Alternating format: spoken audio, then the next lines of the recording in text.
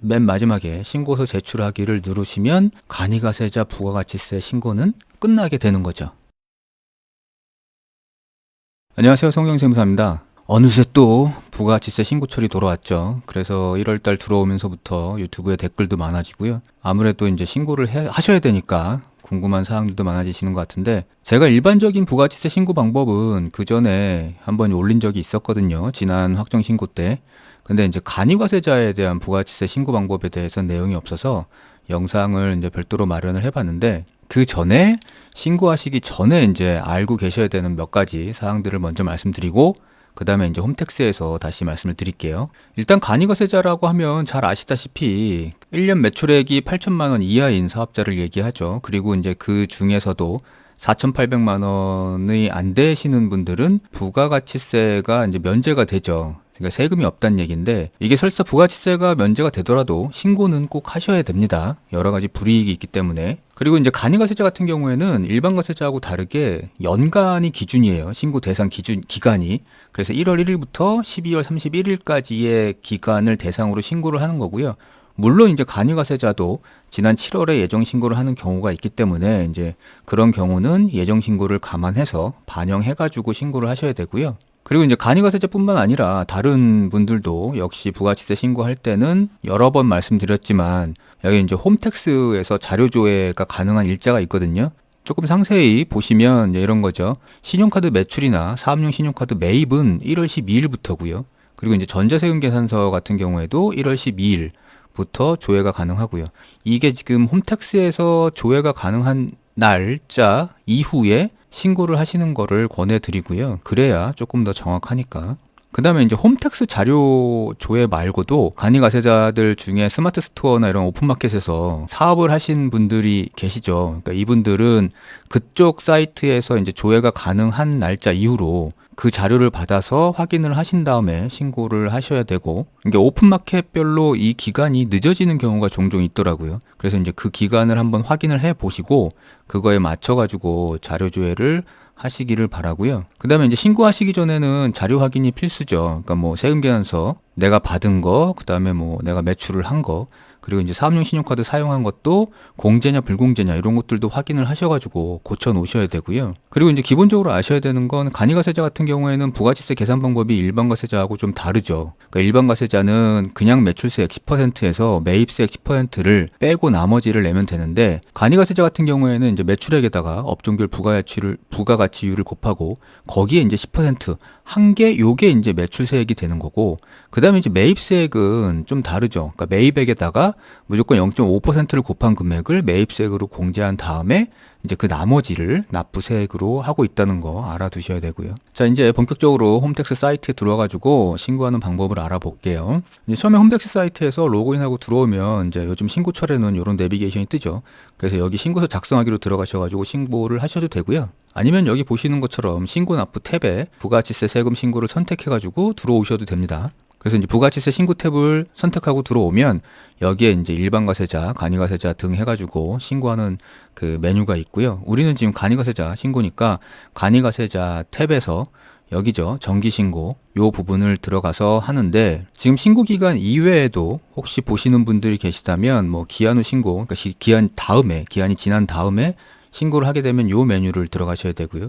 그 다음에 이제 신고가 잘못됐다, 그래서 이후에 신고를 다시 한다 이러면 여기 수정신고나 경정청구로 들어가셔가지고 다시 하시면 됩니다. 일단 여기 이제 정기신고 확정 예정으로 들어갈게요. 그래서 들어오면 이제 기본정보 입력란이 나오죠.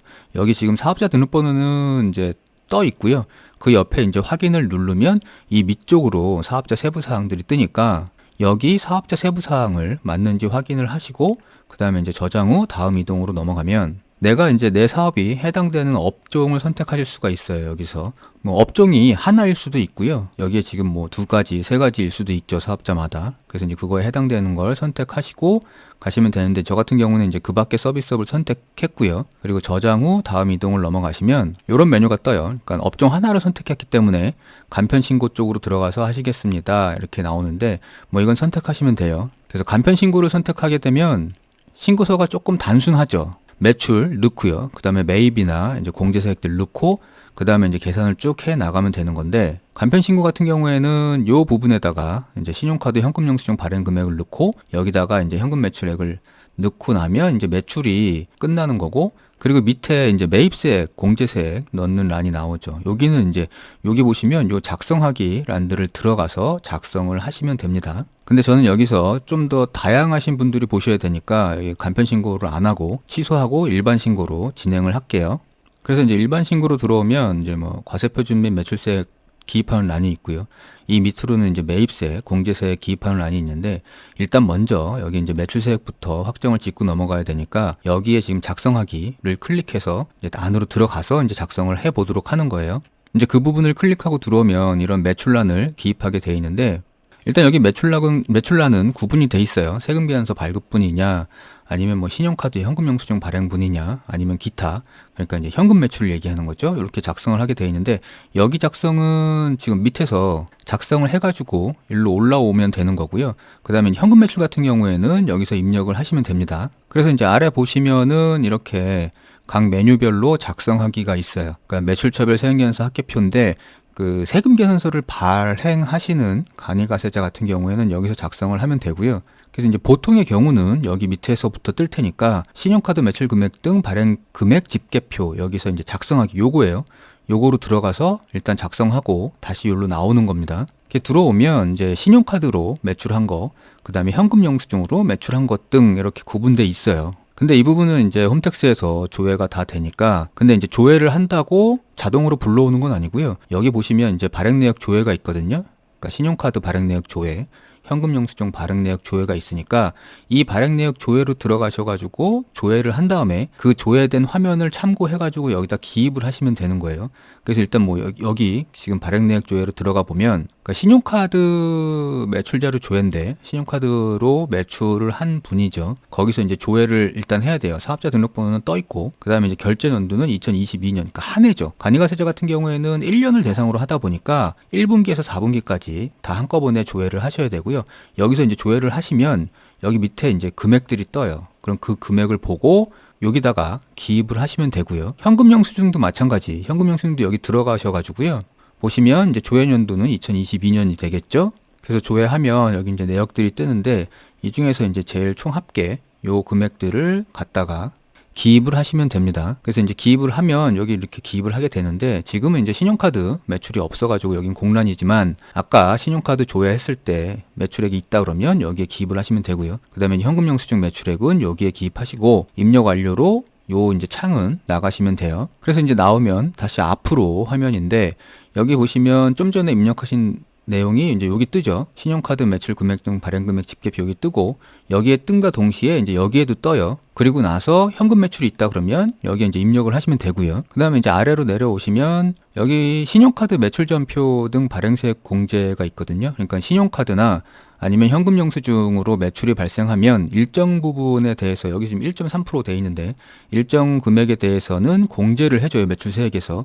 그래서 이제 그 부분에 대한 표시가 이렇게 나오는 거고, 자 이렇게 되면 이제 기본적인 매출 금액 입력은 끝나는 거죠. 그래서 저장 후 다음 이동. 그러면 이제 이런 화면이 뜨는데, 이거는 뭐냐면 간이가세자였다가 일반가세자로 바뀐 경우, 혹은 일반가세자였다가 간이가세자로 바뀐 경우에는 재고납부세액이나 뭐 이런 것들을 기입을 해줘야 되는데, 근데 이제 이런 재고납부세액이나 이런 것들이 발생을 했다 그러면 웬만하면 세무사 사무실의 도움을 받으시는 게 좋아요. 이 부분은 좀 복잡할 수 있기 때문에. 지금 상황에서는 이 부분이 없으니까 계속 간이가세자니까 저장 후 다음 이동으로 넘어갈게요. 자, 그러면 이제 제일 앞에 화면으로 넘어오죠. 앞에 화면으로 넘어와서 여기 지금 매출세액 기입하는 란, 여기에 이제 기입이 다 끝나게 되는 겁니다. 그 다음에 이제 밑에 공제세액 란을 입력을 해야 되는데, 여기는 이제 매입세액을 얘기해요. 그리고 매입세액하고 뭐 의제 매입세액 공제나 전자신고 세액 공제나 이런 세액 공제 같은 부분들이 있는 거고요. 기본적으로 위에 매출을 입력했기 때문에 신용카드 매출 전표 등에 대한 발행세액 공제 같은 경우에는 들어와 있고요. 그 다음에 이제 전자신고 세액 공제도 지금 홈택스에서 하다 보니까 여기 디폴트로 들어와 있는 거고, 자 우리가 이제 입력을 해야 되는 부분은 이 위에 부분들이에요. 여기 매입세금 계산서, 수치세액 공제나 이런 매입세액 공제 같은 경우에는 여기 지금 작성하기를 들어가셔가지고 작성을 하시면 됩니다. 그래서 여기로 들어오면 들어오면 이제 이런 것들이 뜨죠. 그래서 일단 먼저 매입처별 세금계산서 합계표, 그러니까 세금계산서를 받은 매입 내용에 대한 작성이에요. 거기는 이제 여기 작성하기를 들어가셔가지고 여기 기입을 할 수 있도록 하면 되는데, 일단 작성하기를 들어오시면 이제 이런 거죠. 여기서 이제 세금계산서 같은 경우에는 홈택스에서 조회가 되기 때문에 일단 전자세금계산서 불러오기로 여기를 불러오시면 되고요. 그래서 불러오면 이제 매입 처수부터 금액까지 기록이 되겠죠. 근데 이제 전자세금계산서가 아니다 그러면 종이세금계산서를 받았다 그러면 이 밑에서 건별로 입력을 하시면 돼요. 그래서 전자세금계산서를 불러오고 종이세금계산서가 있으신 분들은 여기에 건별로 입력을 하면 그 합계를 밑에서 표시를 하고 있죠. 그래서 이제 합계를 표시한 거를 확인하고 입력 완료를 누르시면 다시 앞쪽 화면으로 들어오죠. 앞에서 입력했던 것들이 여기 이제 떠 있는 거고, 그 다음에 이제 신용카드 매출전표도 역시 매입세액 공제가 되겠죠. 그래서 신용카드 매출전표를 이제 받은 매입 내역을 작성해야 되니까 그거 역시도 여기 작성하기로 들어가셔가지고 작성을 하시면 됩니다. 들어오면 이제 신용카드 매출전표 등 수령명세서예요. 근데 이제 원칙적으로는 이런 거예요. 건별로 다 여기서 신용카드 전표마다 하나하나 입력을 해줘야 되는 게 원칙적인 방법이죠. 근데 이제 그게 너무 번거롭기 때문에 이 아래 보시면 여기 이제 조회하기가 있잖아요. 그래서 이제 현금영수증 조회하기, 그리고 화물운전자 복지카드 조회하기, 그리고 사업용 신용카드 조회하기가 돼 있어요. 그래서 이제 사업자들마다 신용카드를 제가 이제 몇 번 말씀드렸지만 사업용 신용카드로 등록을 하시는 게 좋다 하는 게 이런 거죠. 신용카드를 사업용으로 등록해 놓은 거는 여기서 한꺼번에 이제 조회가 되죠. 그래서 여기서 조회를 한 다음에 입력을 하시면 되는 거거든요. 그래서 대표적으로 이 사업용 신용카드부터 이제 조회를 한번 해보면 여기 이제 조회하기 누르고 들어가면 팝업 창이 떠요. 이런 팝업 창이 뜨는데 여기서 역시 조회 연도는 1년 2022년도 거를 조회를 하고 보면 이제 여기 공제 대상 금액이 나오고요. 그 다음에 이제 전체 금액이죠. 그러니까 전체 금액 중에 공제 대상이 이만큼이에요 라는 거를 보고서는 요 합계, 그러니까 공제 대상의 합계를 입력하시면 돼요. 그래서 그거를 여기에다가 입력을 하시는 거예요. 이건 자동으로 불러오는 게 아니라 아까 그 팝업 창을 보고 그 금액을 내가 직접 쳐 넣어가지고 여기다 이제 입력을 하시면 돼요. 이제 이렇게 하시는 건 현금영수증도 마찬가지. 현금영수증도 역시 여기서 조회하기를 해서 여기에다가 입력을 하시면 됩니다. 그리고 이제 입력 완료를 누르면 다시 이제 앞에 화면으로 오죠. 그러니까 보면 아까 매입처별 세금계산서, 그러니까 전자세금계산서 불러오기로 해가지고 기입했던 거, 그 다음에 이제 좀 전에 신용카드 매출전표 수령한 거, 그리고 현금영수증 수령한 것들은 여기에 이렇게 표시가 되는 거죠. 그래서 이제 금액 확인하고 넘어가면 되는데, 요거 넘어가기 전에 여기서 보시면 이제 여기는 지금 세금 계산서만 들어가 있어요. 근데 우리가 보통 이제 매입을 하다 보면 세금 계산서도 있고, 면세품인 경우에는 계산서를 받게 되잖아요. 그럼 이제 그 계산서도 역시 여기서 입력을 해줘야 되는 거예요. 받은 게 있다 그러면. 그래서 밑에 보시면 매입처별 계산서 합계표가 있죠.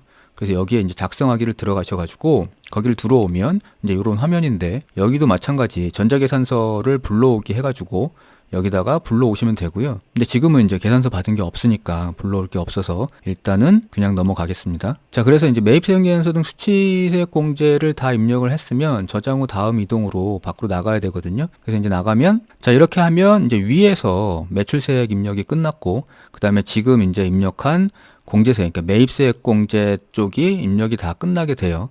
그러면 이제 입력한 금액 확인하시고 이제 밑으로 내려오면 되는데, 밑으로 내려왔을 때 일단 여기 지금 가산세가 혹시 있다 그러면 여기서 가산세를 작성을 해주시면 되고요. 그래서 이제 가산세까지 작성을 하게 되면 일단 세액을 작성하는 건 끝나요. 세액을 작성하는 걸 끝나고 그 다음에 하셔야 되는 건 이 수익금액 면세, 그러니까 과세 표준을 업종별로 구분하는 거거든요. 그래서 여기 이제 작성하기를 들어가면 과세 표준 명세 해가지고 지금 전체 매출 금액 7,670만 원을 내가 선택한 업종에 구분해서 넣어줘야 되거든요. 그래서 여기서는 지금 업종이 하나이기 때문에 거기에 그냥 금액이 다 들어가면 되는데, 만약에 업종이 하나가 아니라 두 가지, 세 가지 뭐 이렇게 된다 그러면 이 7,670만 원을 각 업종별로 나눠가지고 여기에 넣어주셔야 돼요. 그래야 나중에 이제 소득세 신고할 때 업종마다 달리 적용을 할 수 있기 때문에. 그리고 이제 주의해야 될 거는 여기 지금 합계액과 여기 구분해서 넣었을 때 여기 지금 합계액과 여기 지금 위에 있는 이 합계 금액이 일치를 해야 다음 화면으로 넘어갑니다. 그래서 여기서 지금 확인하고 그 다음에 이제 저장 후 다음 이동으로 넘어가면, 그러면 이제 여기 수익금액 명세까지 작성이 끝났고요. 이제 이렇게 하면 신고서는 입력이 다 끝나요. 그래서 신고서 입력 완료로 누르고 밖으로 나가면 이제 신고 내역 요약 조회하고 신고서 제출 메뉴가 나오죠. 그래서 이제 신고 내역 요약을 보시면 매출세액하고 그다음에 공제세액 나오고 납부해야 될 세금이 나오는데 여기에 지금 매출세액이 나오고 공제세액이 있어도 납부할 세액이 0인 경우가 있어요. 그러니까 앞에서도 한번 말씀드렸다시피 매출이 4,800만 원이 안 되면 그러니까 부가치세는 면제기 때문에 여기 이제 0으로 표시될 거거든요. 그래도 뭐 당황하실 필요 없이 신고를 하시면 됩니다. 자, 이렇게 해가지고 납부할 세액을 확인하시면 여기 이제 맨 마지막에 신고서 제출하기를 누르시면 간이가세자 부가가치세 신고는 끝나게 되는 거죠. 자, 이렇게 해가지고 간이가세자분들에 대한 부가치세 신고를 홈택스에서 하는 방법을 알아봤는데요. 제가 이거 설명하는 시간을 좀 단축시키기 위해서 말을 좀 빨리 한 경향이 있어요. 이 영상 내용에 대해서 이해 안 되시는 게 있으시면 댓글 달아주시면 최대한 답변 드리도록 하겠습니다. 자, 감사합니다.